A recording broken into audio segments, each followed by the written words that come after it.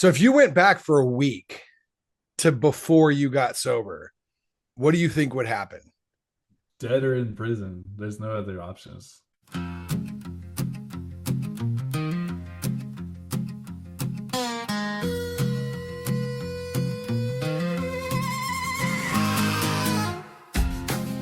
Hello, welcome to the Strong and Sober Podcast, episode number 31. My name is Maddie, and joining me, as always, is my smiling, bubbly, radiant co host. He is everyone's secret Valentine, Mr.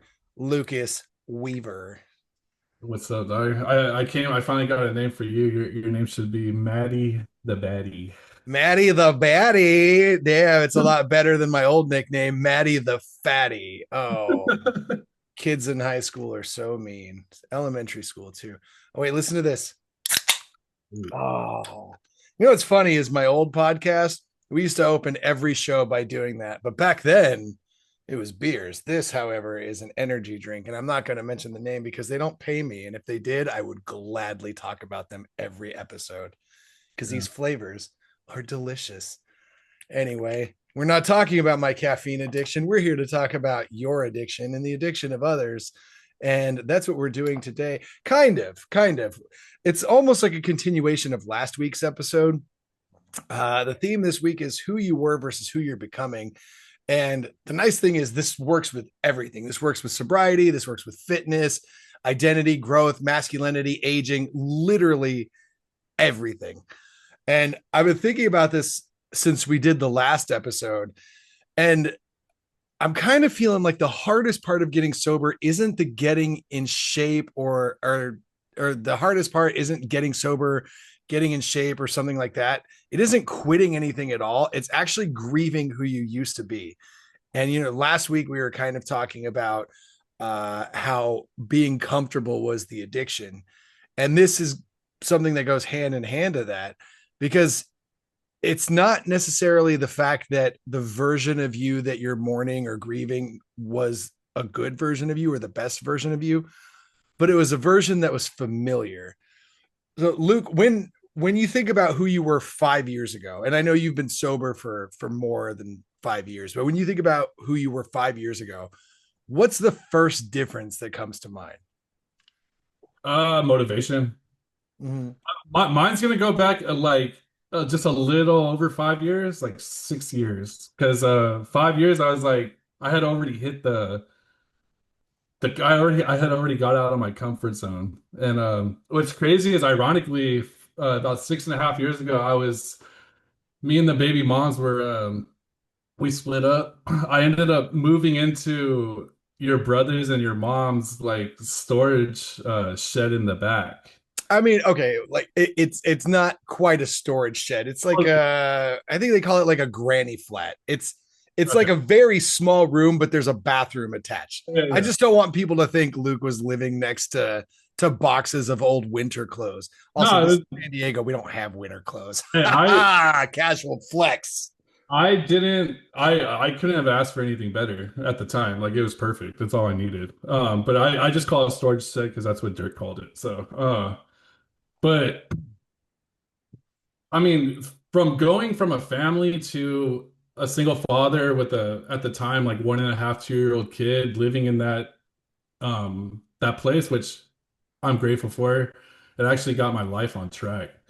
Um, I was not making as much money as I was today. And I was smoking a lot of marijuana, and I was very comfortable to the point where I had to motivate myself to get out of that comfort zone because I wasn't doing anything and I was broke and I was just living day to day, like not being able to I mean, I was definitely making enough money to like have a kid and like take care of them, but that's where all my money was going to. So it was that's it took me of like not having money and leaving my what was at the time my family, and like a year in that house was what started like my transcendence or into who I am today.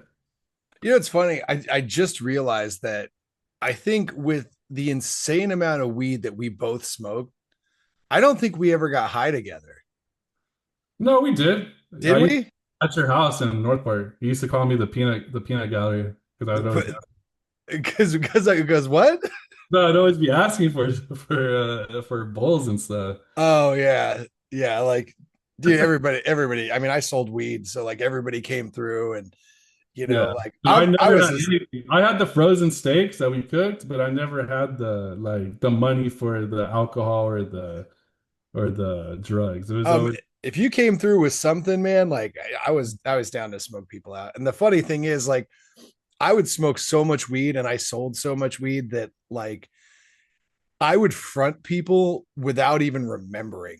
yeah, I'm Like, sure. I'm not going to name names, but like homies would show up and they would just hand me $50 and I'd be like, "Oh, you want to buy a sack?" And they're like, "No, this is for the last one that you let me borrow." And I'm like, "I fronted you weed?" They're like, "Yeah, bro, like a week ago." And I'm like, "Oh, damn. Well, thanks for being honest." And then they'd be like, "Hey, so you want to front me another one?" And I'm like, so it's just like you're buying one and you still owe me for last time. But okay, getting back on track.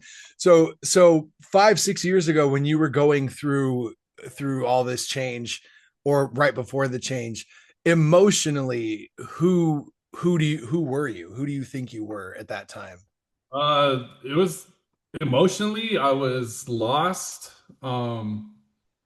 Like I was sober from alcohol for a long time. Before that, I don't. So if it was 6 years ago, then that's I was 8 years sober from alcohol at that time. But I was just very. I mean, and you know, like I said in many episodes, I don't know I'm depressed until it's like I come out of the depression. So I mean, I felt like a terrible person for like I didn't split up my family, but I left. And so I always had that in the back of my mind and comments that people would make to me about doing that were always in the back of my mind. So I was just going to work and I was just like it's even hard to think about. I would like I would go to work, pick up my kids, and just try to support him as best as possible. I was for sure depressed, and I was for sure abusing marijuana, like to say the least. Not, no, I wasn't doing it when he was there, but I was like say before I would like before I not before I would get him, but I was using. But it wasn't like I would never use like if he was never in my life would I use if he was with me. It's never happened. And yeah, so I was just in a very like it was like a dark place, but I knew I was gonna get out of it. I just had to get out of that, like we always said, the comfort, which and once I did, I started thriving. So in this time, do you think you were more numb, were you more reactive, more anxious about life and what's to come or what your next step is? I was just numb. I didn't know what was gonna happen. I knew I had to do something, and I knew that time was wasting, but I was just numbing myself to the point where I had to make a drastic change. It was it feels like it was forever ago, but I knew if I knew if what I had if I did what I had in like in my mind, then everything would work out. I just had to commit to it. So if that version of yourself walked into the room right now, what would he think of how you are right now? That version would love me. The younger version would hate me, but that version would be like, because I was sober for 8 years. I had got my life together before I met my baby mom. Like I was doing so good, like gym, like I was in the best shape of my life, I want to say. So like I had already knew what it took from me to get out of that funk, but it was just getting out of the funk. And sometimes that takes longer sometimes it takes a long time, but that has to do with like numbing yourself and being depressed and all that stuff. Like it was but like that person, if I met that person today, he would love me 100%. So it you said you think the older version of yourself would hate you. What do you think the older version, so you're talking before you got sober? Yeah, that version of myself would think I'm a loser. Like I don't want to cuss, but I like a bitch. Like I like because I would clown on that person. I would make fun of that person. I like just even though the person that I was I was a waste of space. You know what I'm saying? Like I was just one of those kids that was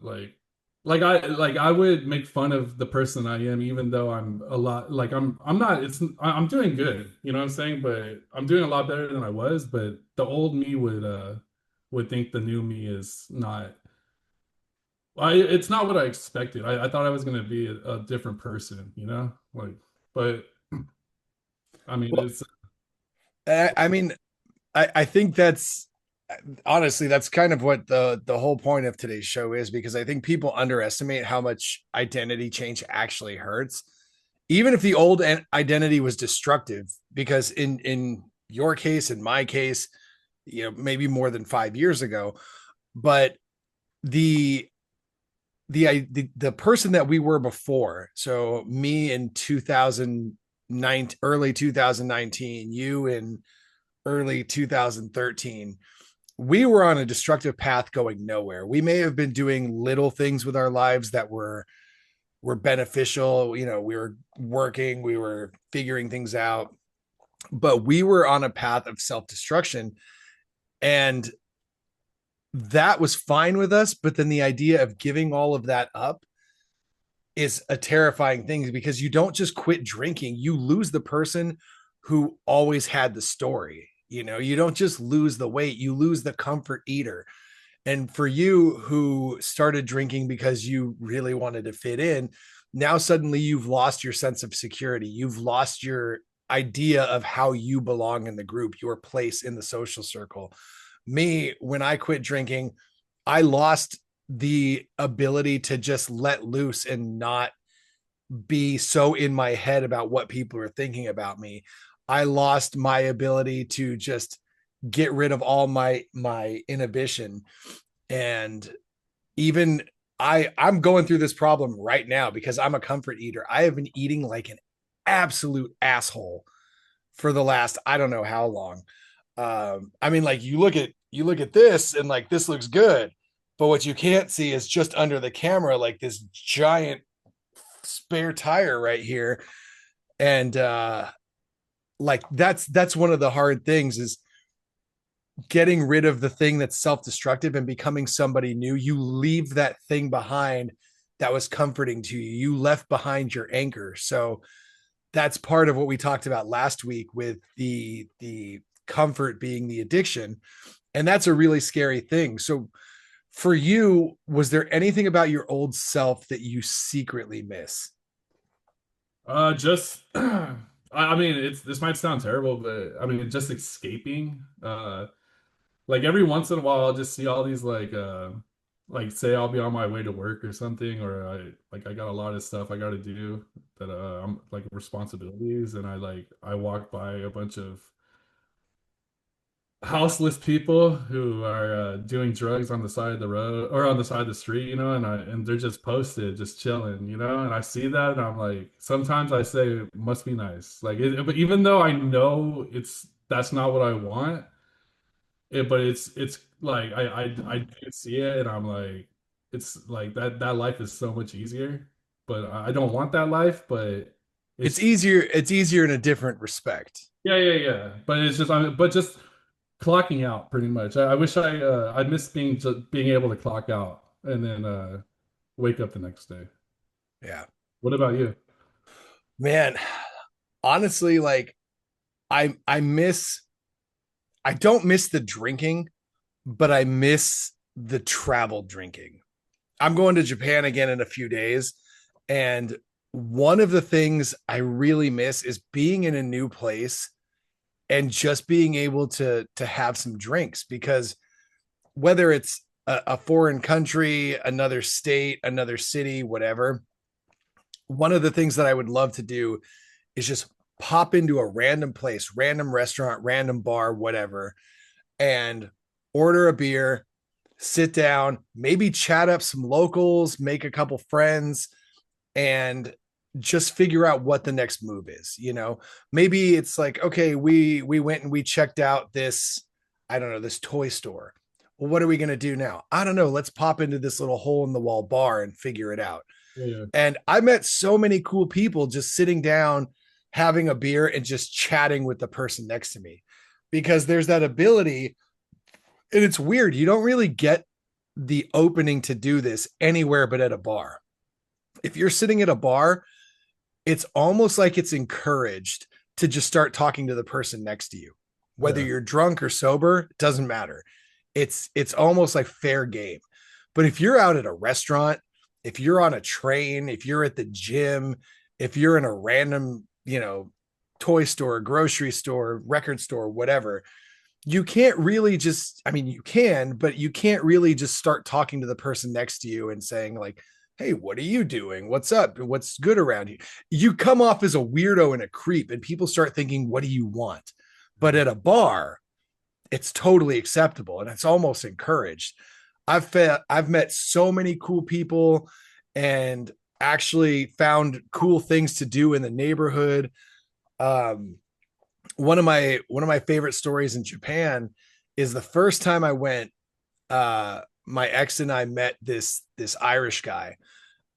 We were outside of the Tokyo Dome, and we were both wearing shirts of the wrestler Kenny Omega, and so we commented on each other's shirt, and it was just a quick passing thing. We talked for like 2 minutes, and then we were going to go our separate ways. And I told him, okay, well, we're going to go get a drink before the show. And he said, do you mind if I go with you? I'm traveling by myself, like kind of bored and lonely. So he comes with us because alcohol is the great unifier in terms of equality and friendship and putting people on the same level. So we start chatting it up. I wound up hanging out, or the two of us wound up hanging out with this guy almost the entire trip. Oh, really? And yeah, dude. And one night we went out drinking, the three of us, and we were walking through, I don't even remember what neighborhood it was. I think it was probably Shinjuku or something. But the thing is, so we're out drinking, the bars close at midnight or not the bars, the trains stop running at midnight in Japan. Bars will stay open all night. So we're kind of bar hopping, trying to just figure out what to do. And we wind up in this area where there's almost nothing. It's just a bunch of tall buildings. There's not really any restaurants or bars or anything. Everything's closed. And it's January, like early January. So it's like 20 degrees in Japan. We're like, well, we're punk rock. We'll just drink in the alley all night. Dude, that got old real quick. It was freezing. We couldn't get a hotel because it was after midnight. So technically it's the next day. They Oh, yeah. wouldn't rent to us. And since there was three of us, they were super weird about that for some reason. No, knowing what I know now, I would have just got a Love Hotel because they're super cheap, and you don't even need to check in. You just go to a machine and buy one. But so we kept walking, trying to find a place to not freeze to death. And we see this little like sign stand that says One Love with an arrow pointing down this creepy hallway. We're like, well, let's go check that out. Dude, open up the door, and it's the coolest little reggae bar, fits like 12 people. I still go to that bar. I have plans to go to that bar in like 4 days. I'm not going to drink, but I'm friends with the owner now. We get together every single time I'm in Japan. Like, we tell each other stories. We look forward to each other. We bring each other gifts. But that sense of community, that letting your guard down is something that uniquely only happens in bars. Yeah. And I really, I do really miss that. Yeah, and you would never would have met that person if or like that if you didn't do that. Yeah. Well, and the homie John, like, yeah, we met real quick talking about our shirts, but if he didn't come with us to have a drink, Yeah. probably never would have talked to him again. Definitely wouldn't have hung out, and I probably would not have wound up at One Love that night. Your vacation probably would have been completely different. Well, it It's definitely. different. Well, see, then there was other parts of the vacation where you can legally drink on the street in Japan. So we would go and they have these 24-ounce highballs of Suntory whiskey and like club soda. Dude, they were like 150 yen, which is basically $1. And they were 24 ounces. I forget what the percentage was, but we were just spending like less than $10, getting a bunch of highball, like tall boys, throwing them in the backpack, walking around, just getting obliterated. I was singing Vanessa Carlton while I'm walking down the street. Like in retrospect, I was one of those obnoxious, shitty American tourists, but I don't do that now. But at the time, it was a great time. It was a great time. So do you think we romanticize part, see, and I know I just did, but do you think we romanticize some of the parts of our worst selves? I mean, yeah, I would think so. I don't as much because that self is I feel is gone. But usually when I'm around homies and when we're talking about old stories and stuff like that, you get that feeling and stuff. But for me, dude, it's been almost 14 years for me, and it's crazy because I don't even remember. I know what it feels like. I could still feel like the alcohol in me, but it's like, dude, it's 14 years ago, dude. Like if I were to romanticize, it would probably be on the reefer, if anything. Yeah. Yeah, dude, it's crazy. I just realized a little while ago that it's been 3 years since I've smoked. Yeah, that's It's wild. crazy. So if you went back for a week to before you got sober, what do you think would happen? Dude, I would fucking dead or in prison. There's no other options. Like Just in that 1 week? if I drink again, if I start Oh, no, drinking, no. I mean, like if you went back, let's see, what do I mean? Do I mean if you went back and you redid that stuff now for 1 week? Or if when I quit, I was at the end of the. I was like, there was no other option. So like, like if I were to keep, I felt if I didn't quit when I did, and if I would have been another week of doing what I was doing, then yeah, I'd be in jail or prison or dead or in prison. But yeah, if say it both ways. yeah. I mean, for me, it's kind of the same both ways. If I went back for a week, the same thing would happen. Either, well, not either. One, I would spend a ton of money Yeah. on alcohol and on weed. Yeah. Two, strangers would see me naked at some point because like I didn't care. I was trying to find any excuse I could to take my clothes off. Three, I would probably sleep with at least a few random strangers. Four, I would probably fall through something, a door, a wall, a window, whatever, fall out of a car. I was really good at doing that. Um, and then I would wake up in a place I don't remember, missing something, missing my phone, missing my wallet, missing my keys, something like that. I'd feel like absolute shit, not remember what happened, have to ask people. Yeah. Yeah, Dude, thank.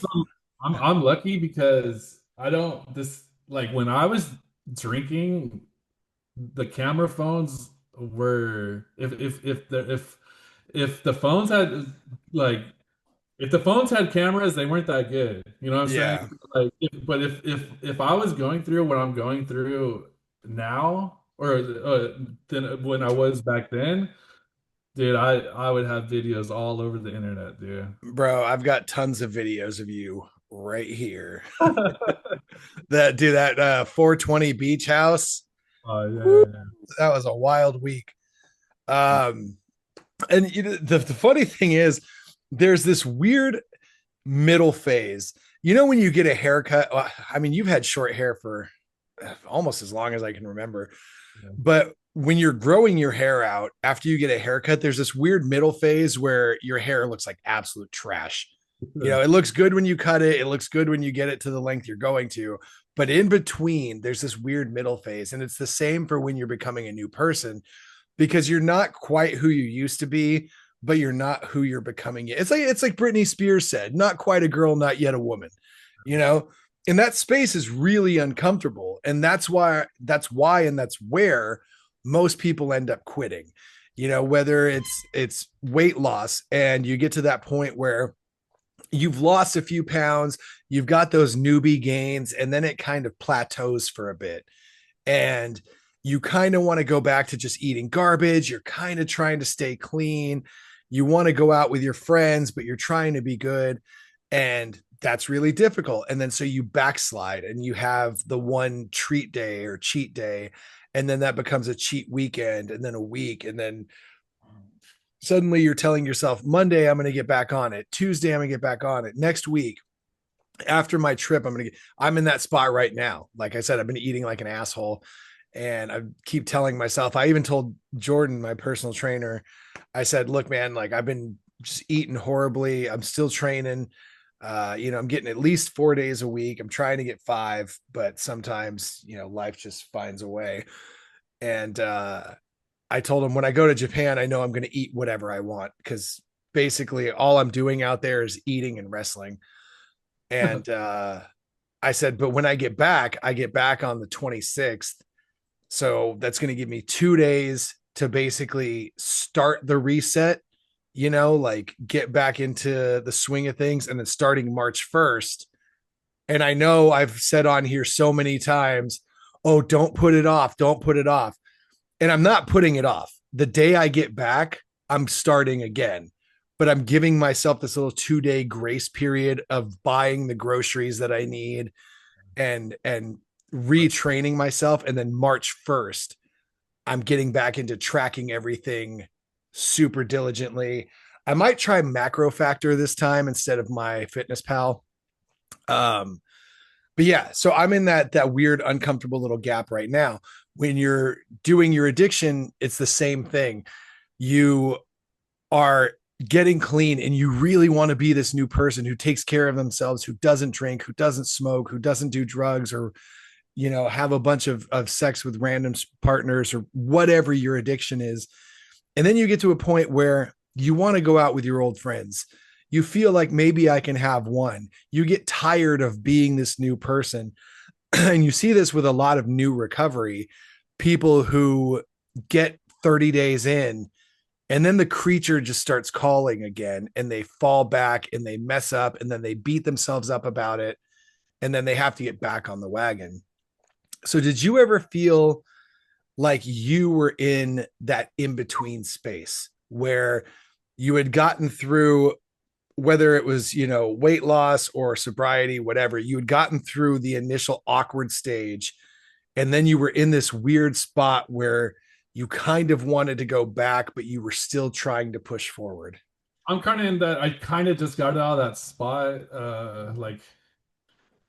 I'd say last week. You know how we did our resolutions, and I said I was gonna like drink more water and take vitamins and all that stuff. Like, cause Yeah. I've for the last since then I've been eating really good, like really good, and I've been drinking water. And now, because I ended up having to upgrade, and well, it's not an upgrade, but I ended up having to buy larger pairs of underwear. I went from a medium to a large in boxer briefs, and Because now of excess water gain or no, water no, weight because or I was eating like an idiot, and oh, okay. I haven't been working and I haven't been exercising, so I just been like my I just been comfortable, you know. So I just like now that I'm back to fitting into my medium boxers, my boxer briefs, and now and then I felt like I was just in that stage and I've finally like escaped out of it. Well, not escaped, but I got out of it because now I'm starting to get back to like I'm not fit, but I'm not fat, and it took me well, it's February, right? It took me like a month of of eating good. It's just not eating like okay, so I for me, I was always told you want to eat like a king for breakfast, you want to eat like a prince for lunch, and you want to eat like a peasant for dinner. So like that's the mindset I've always had of losing weight. Like I always said, don't eat past 7:30. So like my thing is like I would eat a big like lunch and barely eat anything after that. And I've been doing that for the last month, and I've lost a lot of weight. Like I lost like 10 pounds since then. But it's my biggest problem was eating at night, not late at night, but like I would get home and I would just like crunch on food and go to sleep like that. Oh And yeah. so now I'm just not eating at night. I'm barely like if I'm not eating past 6 p.m. anymore. So what's it felt like being in that weird space between? Um, when you're focused and you're determined, you're kind of just waiting for the next day, I would say. Like you like for me, you're kind of like going to sleep earlier to wake up to have the day, even though that doesn't sound too healthy because you're kind of like fast forwarding through life. But yeah, I just yeah. Well, wait, hold on. What was the question again? I I said, what did that feel like when you were in that weird, awkward space? Like even recently. So, that's the example you gave, not back when you were getting sober or anything like that. So you were talking about how living up your New Year's goals, you've got to this weird, awkward space, and you were talking about how you're pushing through it. So what did that feel like when you were in that space, and what kept you going through it versus falling backwards? What kept me going was knowing that I had passed the hardest part, which was like the week or maybe 2 weeks of like really trying to like better myself. And then I got to the point where I pretty much convinced myself that what I was doing was what I was supposed to be doing. And then each day is just uh it's gotten better. I want to say something. There's a professional golfer. I don't know if you're paying attention. This fool just won the Live tournament in Australia. His name's Anthony Kim, and this guy like was missing for like 12 years, and he came back and he just won. He came back from like 9 strokes today, and he just won the championship. Mm-hmm. But he was like he had drug issues. He had like health issues, and he literally like just disappeared for like 12 years, and he came back, and he doesn't even look the same. But he said that his the way that he got out of it was just be 1% better every day. And like that's when I read that, I was like, wow, that's actually a pretty good advice. Well, yeah, and that goes into what we're talking about today, is because you want to be this new person, this new version of yourself, but it's not just something you can do overnight. Yeah. And that leads into the whole awkward middle part, where people get to that part where they've made progress, they see results, but they're not continuing, or it's not going as fast as they would like, or as fast as it was, where you get to that part where the hardest part is over, but the next part is hard because you're not seeing the encouraging parts that you want. So I mean, that's kind of great, because he had this life built for himself where he was playing golf, and then he kind of, I don't want to say ruined it, but he ruined it through addiction, and then gone. And Yeah. who knows what happened over that, what was it, 9 years, 12 years? Yeah. So he just disappeared. And then over that time, he got to working to become the better version of himself, the version he wanted to be. And now he's winning. What did you say? The Live tournament? I don't know anything about golf. I know Yeah, well, he Happy just Gilmore. That's the golf thing. he came back from like 9.5 strokes, and he won, and it was just his story in general. Like he shouldn't have been there, and now he's not on top of the world because it's not the PGA tour, but Live is like he might be playing on the PGA he might be on the Masters, like this opened up a lot of doors for him for what he would have been doing if he didn't get better. But So I want to ask you though, what was your comfort? Like, you're like getting out of that comfort zone or that awkward phase in the middle. uh, man. Um, See, that's kind of hard for me because I've always been like a white knuckler. I just do things all or nothing. So day one for me is very similar to day 30 and day 100. I would say probably the one that really comes to mind was when I quit weed. Um, I've said a bunch of times when I would stop smoking weed, I would get really depressed for about a week because I was an all day, everyday smoker, like all the time.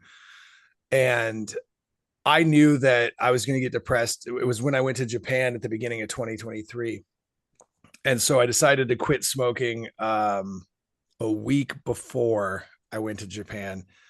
And so when I got back from my trip, it had been 3 weeks with no weed. So I was very clear headed. I felt great. I'm like, okay, well, let's just keep this going and see how it works out. It was the awkward stage was about 4 to 5 months in. Um, it was kind of at the point where I was just holding on to the streak, the accomplishment of, oh, I've gone this long, how long can I actually go? And pretty much all of my best friends are potheads. Like I went down to TJ with a friend yesterday, and before we walked across the border, this fool is like hitting his pen in my car, and we parked and walked across, but he's hitting his pen in my car just to get super ripped. And then, when we came back, he's like, well, now time to go home and take a fat blunt to the head and take a nap. And I'm like, dude, like, honestly, that sounds pretty nice. But so about 4 or 5 months in, I was just holding on to the streak, and, you know, uh, all of my friends were smoking, and I was kind of just asking myself, well, was it really so bad? What, why can't I do it? I managed this long. I managed to lose weight while I was smoking weed. I've kept a job. Weed's not like alcohol where I'm going to ruin my life or anything. And, I had my, my dealer, for lack of a better word.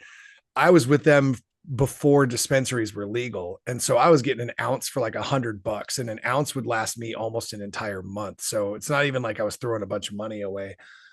But the point where I was really questioning whether I was going to keep not smoking weed or whether I was going to just give in was right about the time I met my wife. And we met on July 1st, 2023. So I had been weed sober for almost 5 months, and she absolutely hates weed.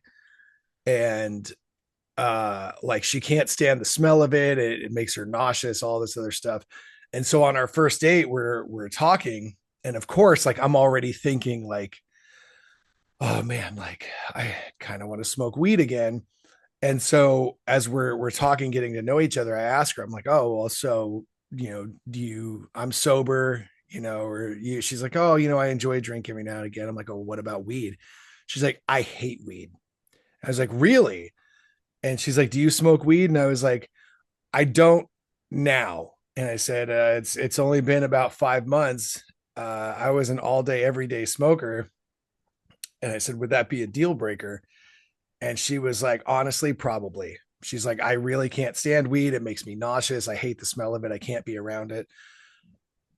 And she's somebody that doesn't like to be on a different level than the people around her.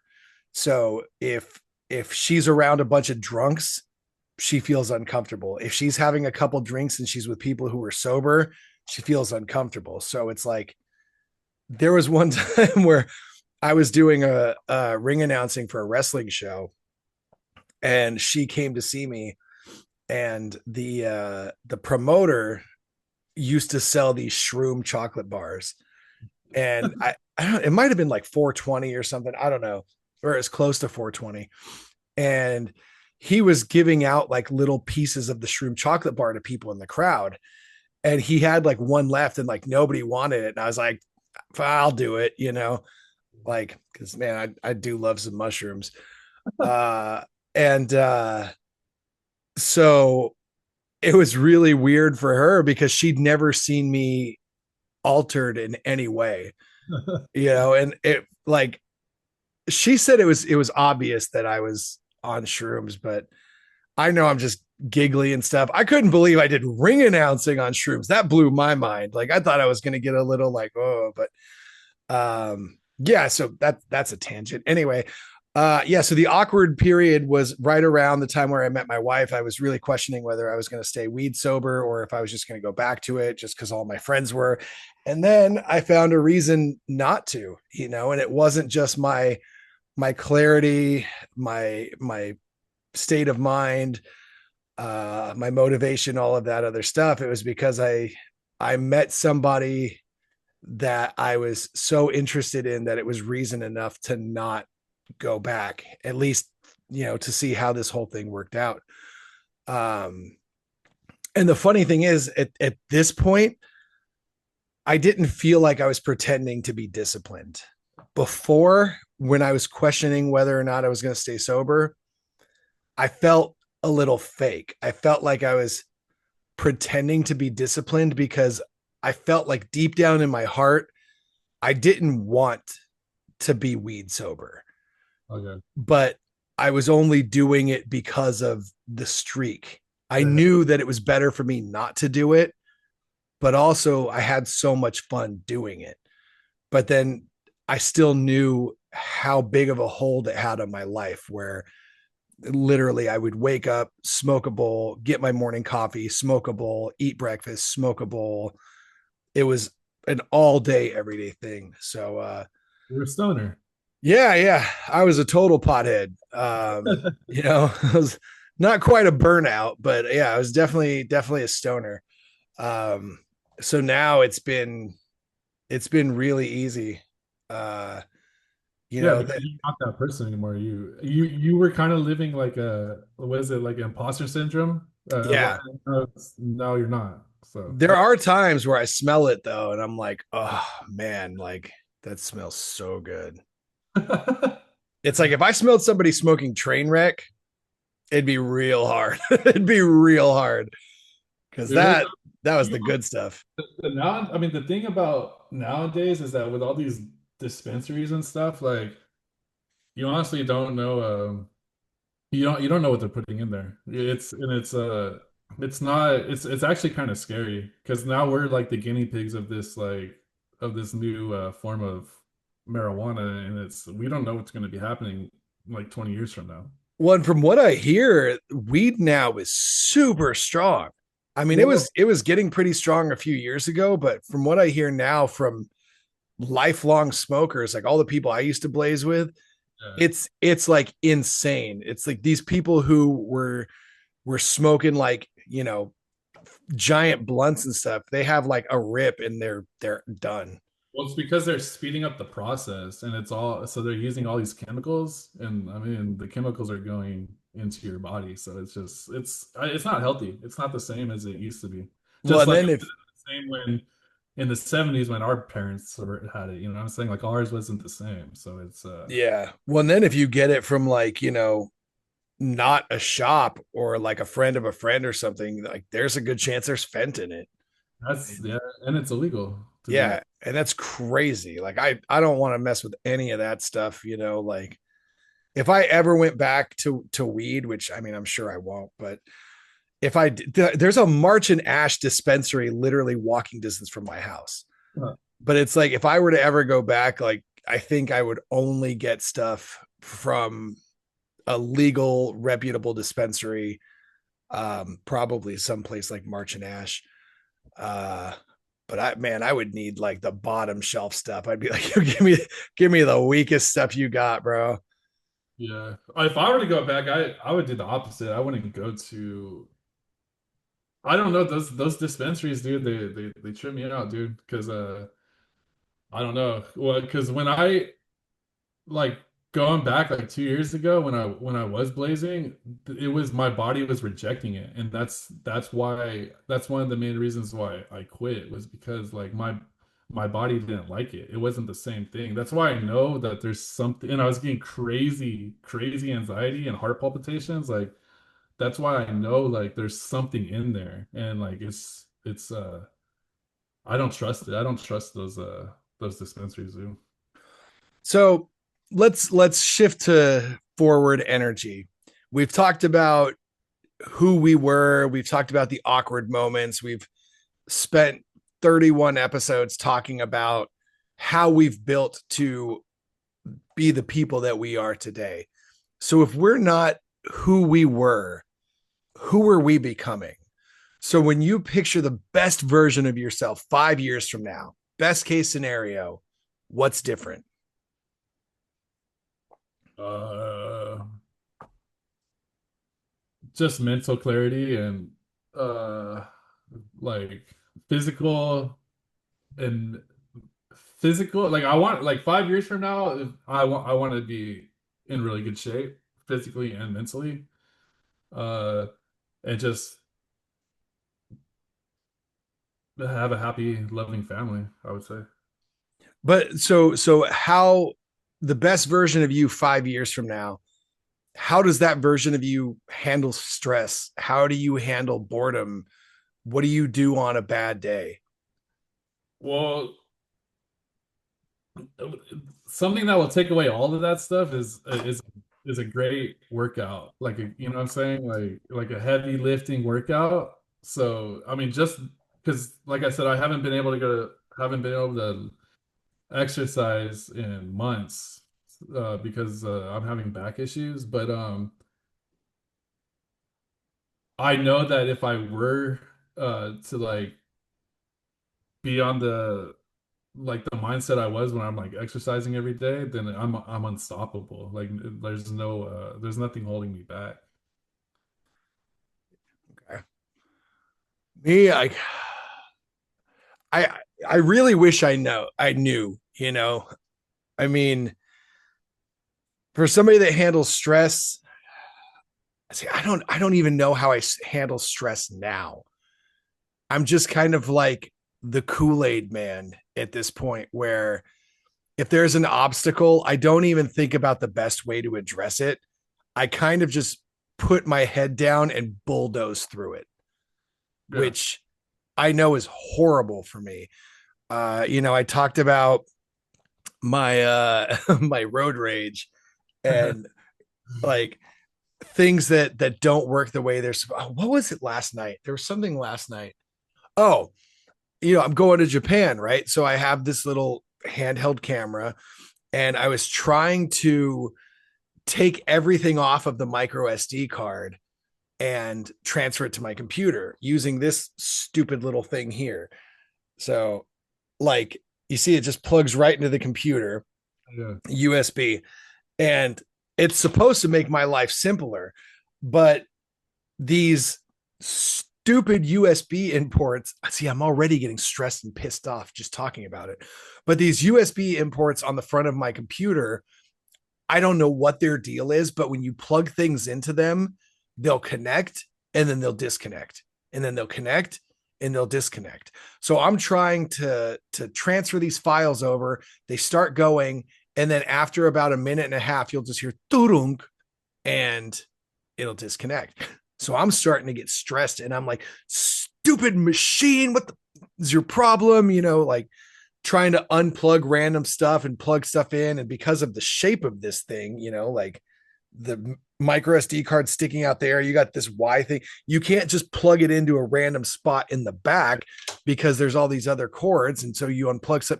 I just realized this morning my microphone, my condenser mixer box was the thing I unplugged. But I need to learn to, what's that saying? It's like, oh, let go of the things you can't change.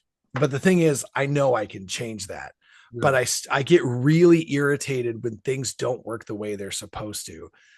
And I need to learn the perfect version of myself in 5 years would understand that things are going to happen. Not everything is going to run smoothly. Not everything is going to work perfectly. And I need to maintain a level of serenity and calm when addressing these things and not get frustrated. I need to learn to take a step back. I need to learn to breathe and relax and just deal with it. Yeah. And that's hard, with traffic and bad drivers. Um, Driving is a little different because, the bad drivers are putting my safety at risk. But for handling stress, I just really need to learn that at some points, it's okay to walk away, reevaluate, and then come back with a clear head. Which is funny to say because I'm somebody who thrives in chaos. Uh, In terms of handling boredom, I just need, it's like when losing weight, where you have to train yourself to know when you're hungry versus when you just want to eat. yeah. So I need to, like we were saying last week, with comfort being the addiction, the perfect version of me would know the difference between being bored and just having a little bit of time to kill. So instead of reaching for my phone, I would just learn to sit in the moment. Yeah. Maybe try and talk to my wife if we're watching TV or something, during a commercial break. Or if I'm bored, thinking, what are the things that I need to do? Or even what's something that I want to do personally for myself? Like I said, I have a trip coming up in 2 days. So there's a laundry list of things I want to do, including actual laundry. Uh, so there's all this stuff I want to do. And this morning, after the gym and before the podcast, I took a little sliver of time for myself to play a video game because I wanted to do something for myself. Yeah. I know the gym is for me, but it's for me with an end goal. Doing laundry and putting away all of my ad shooting materials, that's for me and for my wife, but with an end goal. I wanted something that felt, I don't even want to say selfish, because taking care of yourself and doing things you enjoy is not selfish, but I wanted to do something just for me. Personal. Yeah. And so the perfect me, the way I would handle boredom is to really take a step back, look at the bigger picture, and understand, am I actually bored? And if so, what could I do that's productive in terms of the grand scheme of my life, or productive to my own mental health? And the answer to that is not doom scrolling. Yeah. As for how I handle a bad day, realistically, like the times we're living in, most days are bad days. And the way I handle that is doing things that are good for me, going to the gym, walking my dog, doing this podcast. I was telling my wife after we did last week that this show is kind of almost like going to therapy, because we get to talk about things. And I was telling her about how I was talking about my comfort levels and why I do things. And it causes you to do a lot of self-reflection. Yep. Um, I'm grateful for this podcast, man. Like it is therapy for sure. yeah, well, because you get to talk about things that you normally wouldn't talk about.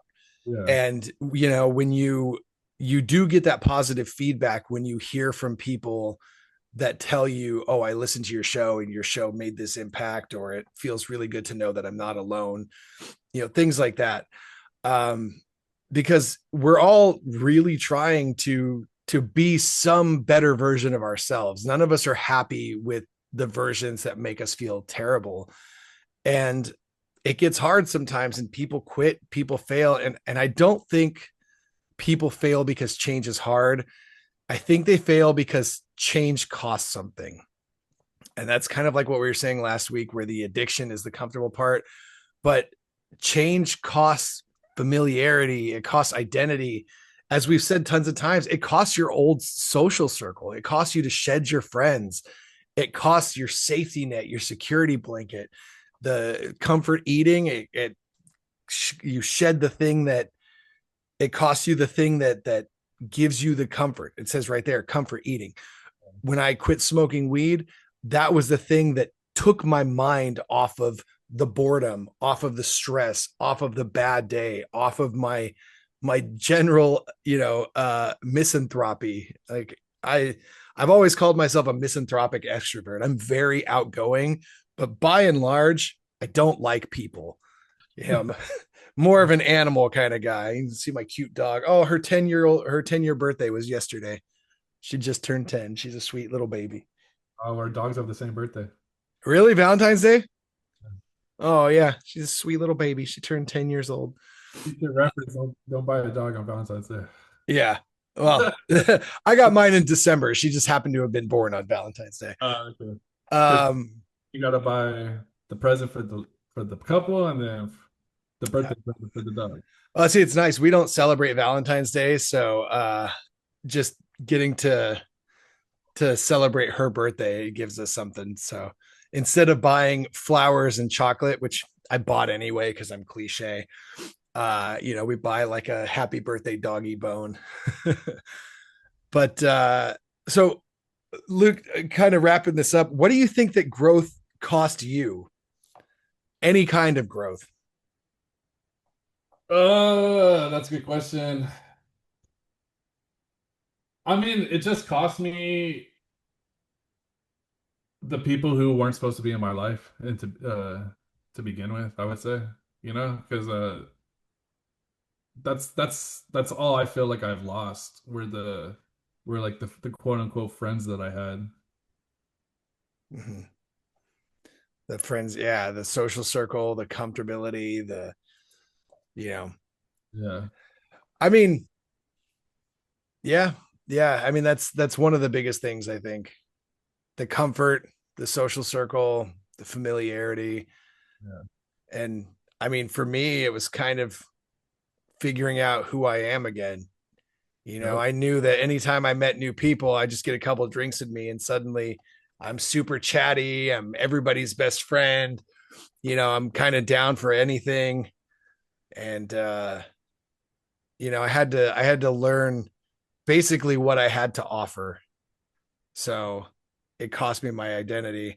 I don't want to say it cost me my marriage because I feel like my marriage was already on rocky terms at that point. But the fact that I quit drinking and we no longer had that thing that we love to do in common, that thing that we did regularly, it definitely was one of the catalysts. But to a better end, we're both happier and in a better place now. So do you think all in all that the price you paid to become this version of yourself was worth it?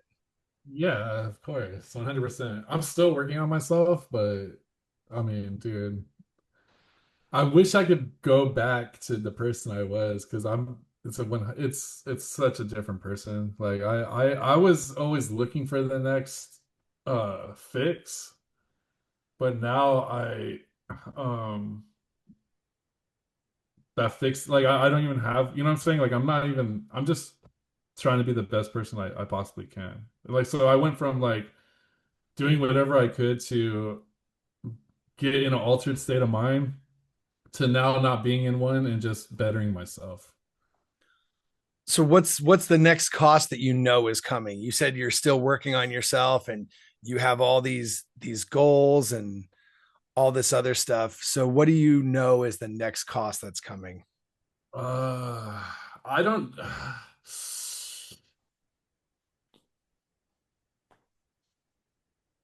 I don't know how I can say this. I know something is gonna have to something that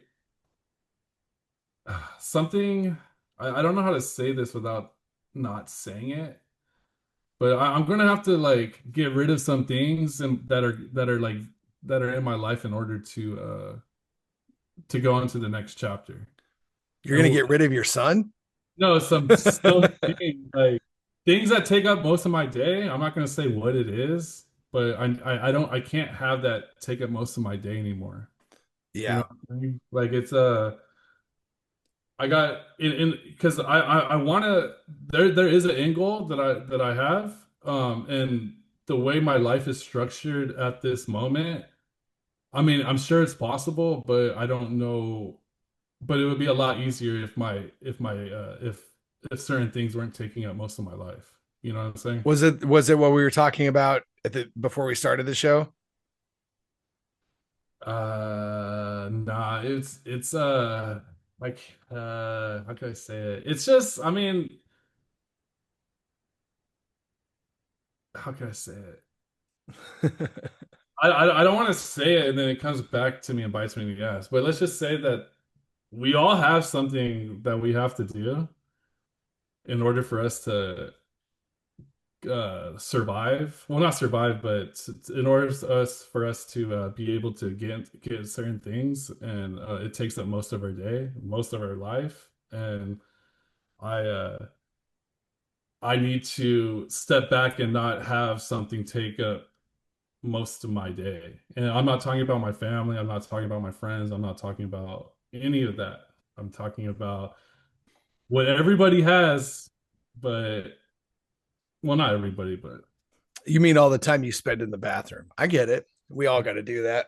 If you yeah. just don't take your phone with you, you'll get out a lot quicker. It won't take your whole day. I Oh, yeah, and actually, yeah, now that it is what it is what I was telling you about. But I'm not going to go that route, okay. but I want to I want to go another route. Yeah, we that's not something we can discuss yet, but yeah, me I just know that it's going to cost me comfortability coming up. I know that when I get back from my trip, I'm like locking in my diet again, and it's a really hard thing to do, especially once you've built the bad habits, which I've clearly done over the last I don't even know, 6 months, 7 months, something like that. It's been rough. And I really want to get back into intermittent fasting. The problem with that is my wife and I have breakfast together every morning before she goes to work, and that's at like 7 a.m.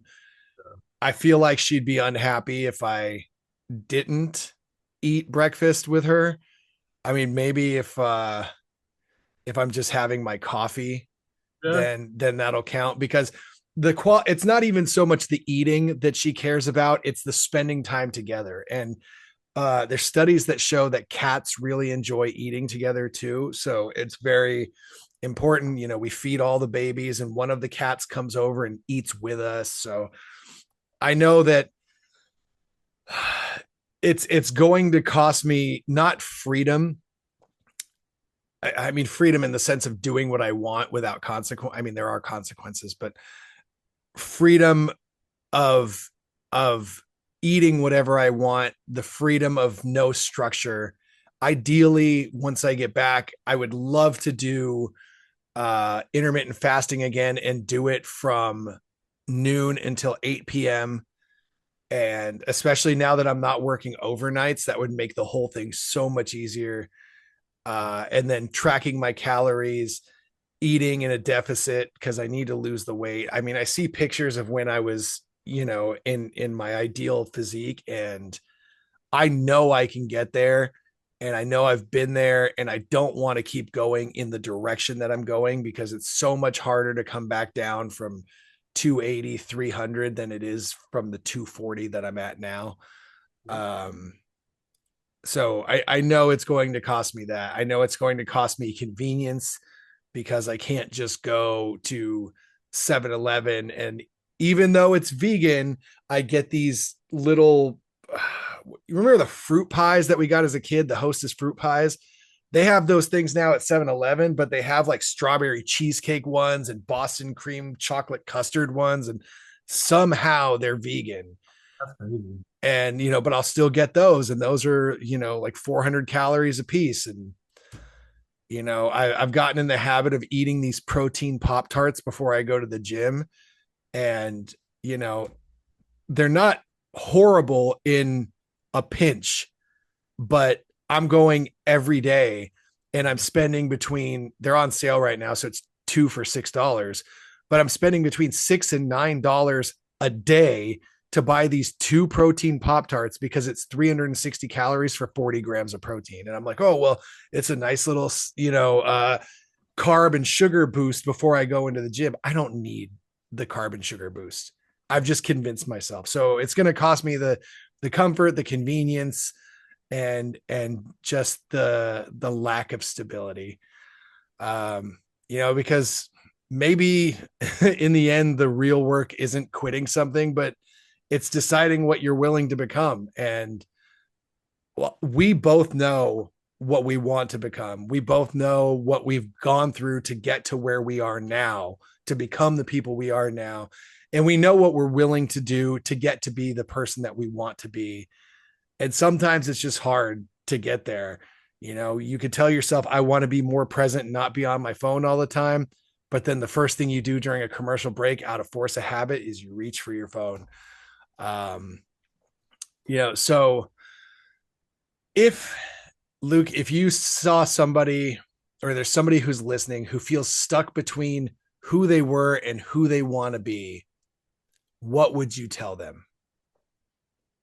Uh, I'll say something that my girl tells me every day, and I wanted to say when you were talking about your the things you would like to change. It's just there's a solution for everything, and it's really true. Like no matter what, like if you dwell on the negative, it's going to be negative. If you try to find the way to fix it and you're positive about it, or just know that things are going to be the same, then it's or things are going to change for the better. You just know you but if you stay the same, the things are going to stay the same, and you're never going to know what the what the possibilities are if you don't try, you know. Yeah. Well, and then there's the whole, if you wanted to, you would find a way to do the thing that you want to do. Yeah. And it's hard, but if you're really wanting it, if it's really something that's important to you, there's nothing you won't sacrifice. Yep. And And if it doesn't, it's not that important. and the final thought, what would you tell, you're how old now? 38, 939. 39. What would you tell 25-year-old Luke Weaver? Just keep going. Just Well, at that point you were still drinking. no, I wasn't. I quit drinking at 20. Did you? No, Wait, no, no, no. I was You're gonna right. say You're that right. means you're 19 years sober. No, yeah, you're right. I did quit drinking at 25. It was the 2000. Wait. Yeah, 25. Yeah, you're right. So if I were to tell that person, I don't think there would be anything that that person would take seriously. So I mean, I would rather be able to show him something than tell him something, because if I was telling that person anything, it would just go in one ear out the other, and and that's the truth. Like I wasn't ready to be told uh like personal things like that at that time. What about you? At 25, man, well, 25 was, yeah, I had just moved out with my wife. Man, that's a tough age for me because that was so long ago. That was when my alcoholism was already in full effect, but that was when it all like kind of came rushing in. uh I think I would tell myself, you're going to start making small changes soon, make them sooner, and make them bigger. uh because I got a better job when I was uh 29 28. I got my first real good job at 28.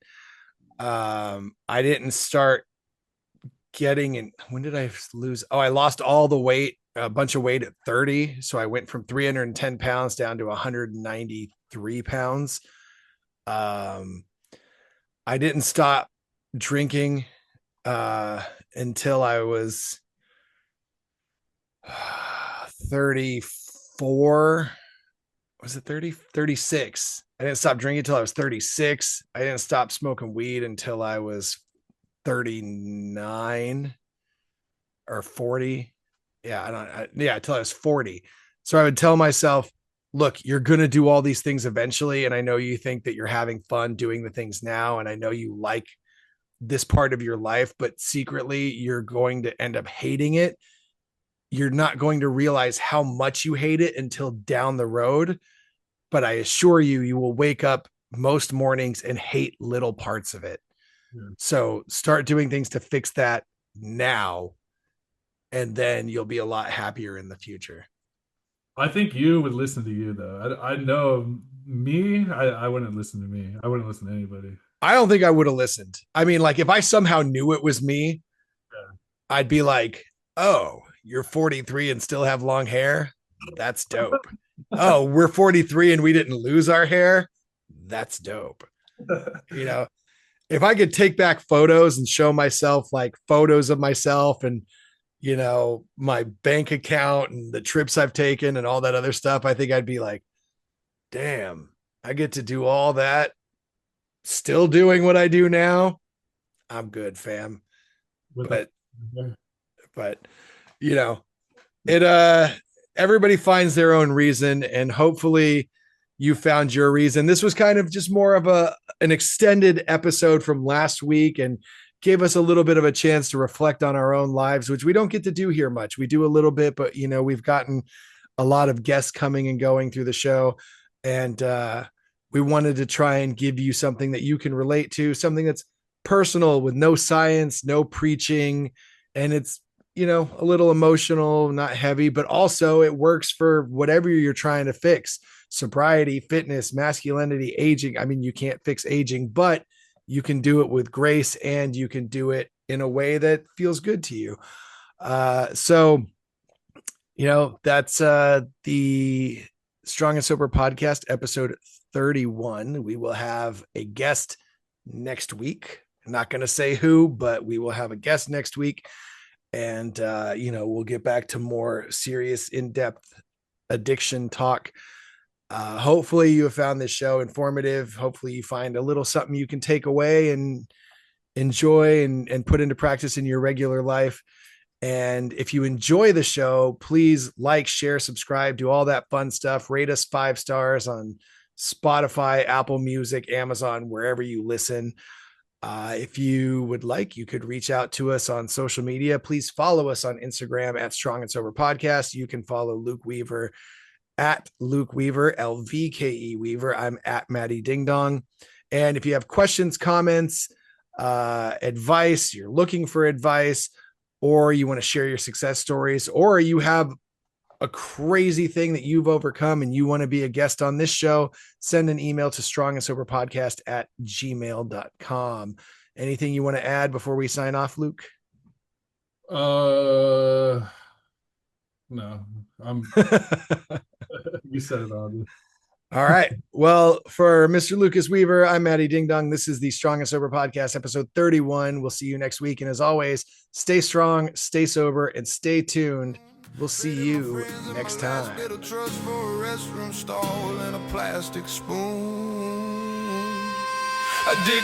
took my paychecks, took my name, took my shaking hands, my second chance, my faith, yeah, burned down every bridge I ever crossed, left me barefoot in the glass.